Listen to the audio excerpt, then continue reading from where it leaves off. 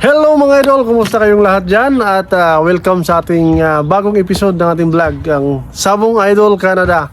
So, first and foremost, nagpapasalamat tayo sa ating mga subscribers, kahit konti pa lang. At nagpapasalamat din tayo sa ating mga clients na patuloy na sumusuporta sa ating munting manukan. Ang ating national born is sold out na po. So wala na tayong natira. So ang ating ang available na lang natin ngayon ay ang mga late born. So nagre-release tayo ng 2 months old. Simula ng 2 months old, re-release na natin sila sa hanggat kumpleto na yung vaccine nila. So nire-release na natin. So papasalamat tayo sa Luzon, Visayas, Mindanao, yung mga client natin. At sa Mindanao din, mas maraming nagsusuporta sa atin, maraming nag-acquire ng ating mga alaga. So yung mga unlifted materials natin na pwede din panglaban. At ang mga available natin ngayon mga idol, ang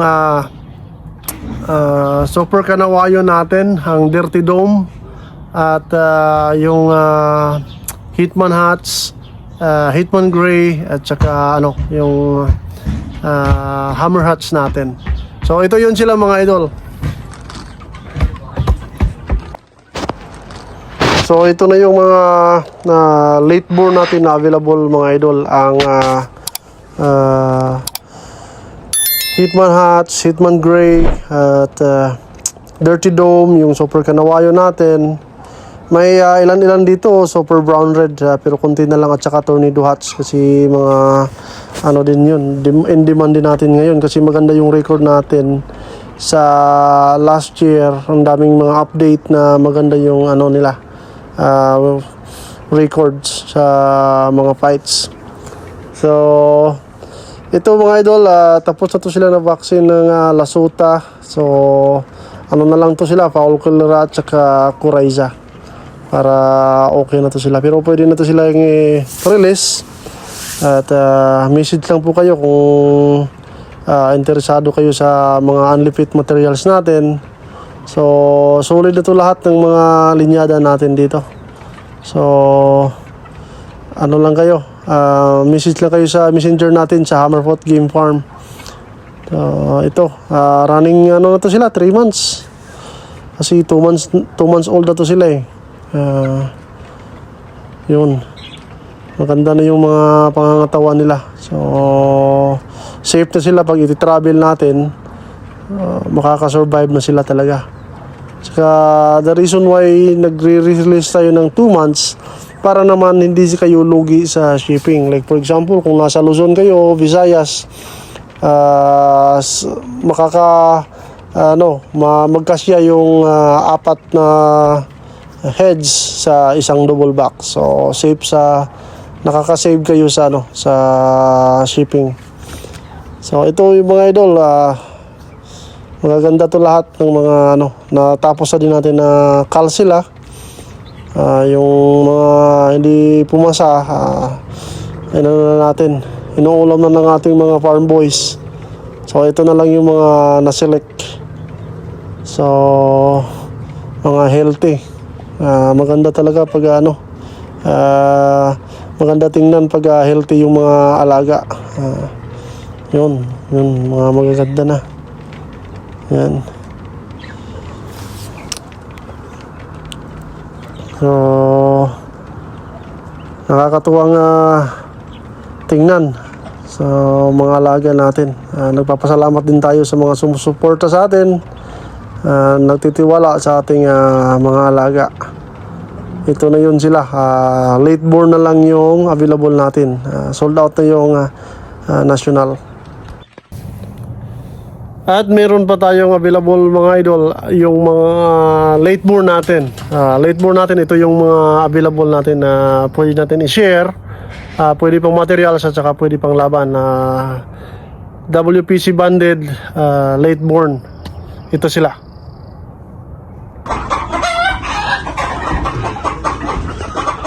Wing ba number? 491. 491.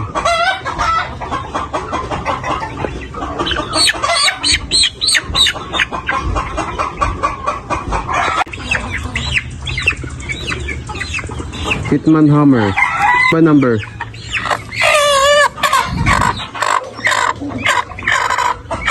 Four eight five.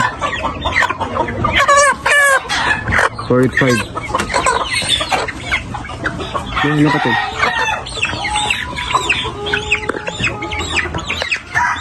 Good, Dirty Dome to mga idol, 2 months old, late born banded din, WPC. Pure Tornado Hatch. Wing ba number? 496. 496.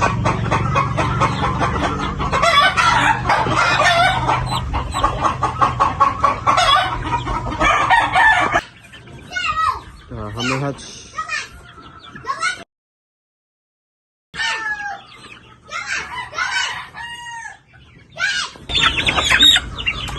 Hammer Hatch.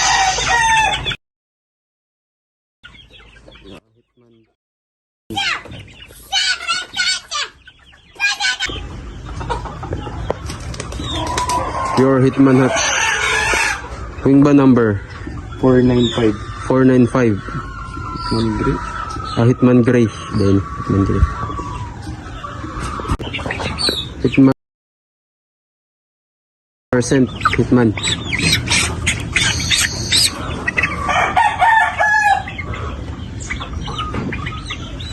And the number 490. Wing ba number? 490. 490.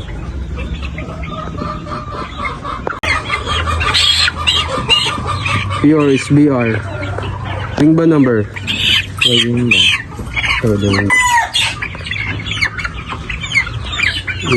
Pure SBR. Wing ba nun yun? Mapil.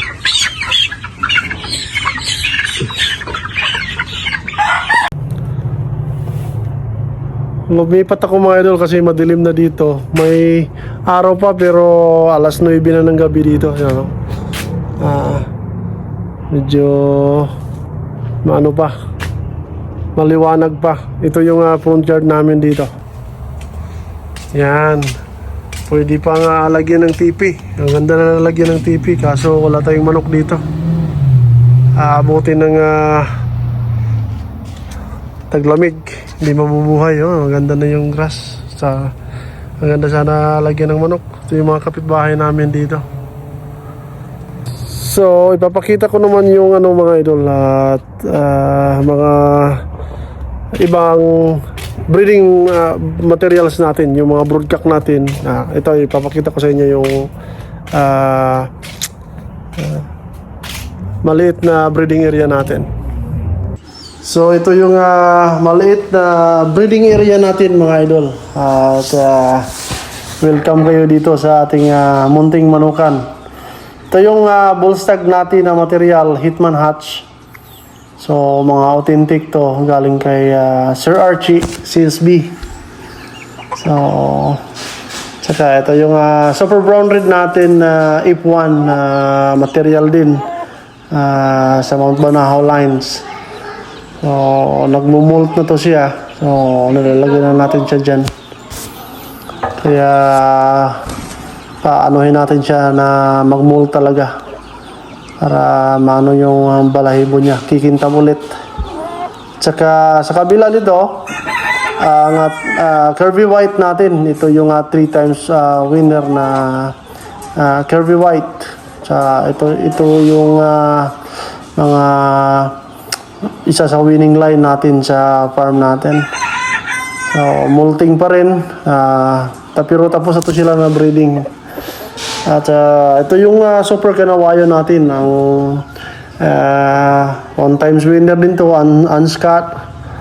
Kasi talagang nakakabilib yung fighting style nito, fit out, only fit. So kay Sir Jidcas yun. At ito isang authentic din na Hitman Gray, super talaga ito mga idol. Kaya ginawa nating broodcock. So marami na itong mga offspring. Saka ito yung original natin na broodcock, Hitman Hatch, mga authentic pa rin natin na Hitman Hatch. So nagpapasalamat tayo kay Sir Sanjo. Ito ay ang Hitman Dome na pagpamayari ni kaibigan natin si Sir Key Ford from Cebu.